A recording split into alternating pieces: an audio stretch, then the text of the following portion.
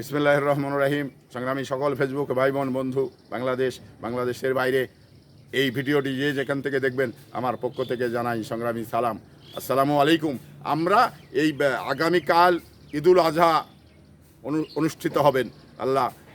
আল্লাহ যেন এই আমাদের মুসলমানের জন্যে যে বড় একটি দিন, এটা যেন সবাকেই সুস্থ রাখেন এবং সবাকেই সুস্থ রেখে এই ঈদের আনন্দটি ভাগাভাগি করে নিতে পারেন, এই প্রত্যাশা আল্লাহ পাকের কাছে রয়েছেন। তবে আমরা অনেকাংশেই দেখি যে এই কুরবানির মাংস নিয়ে অনেক এলাকায় বিতর্ক তৈরি হয়।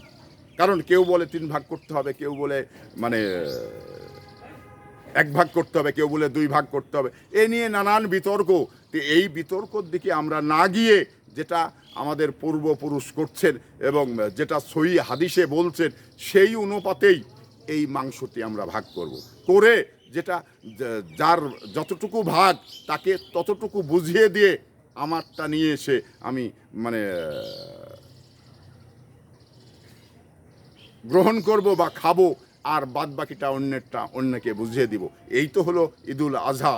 তো এই ঈদুল আজহার দিনগুলো এবং নিয়মগুলো, আইনগুলো মেনেই আমি কিন্তু ঈদুল আজহার স্বস্তি এবং আনন্দটা ভোগ করতে চাই।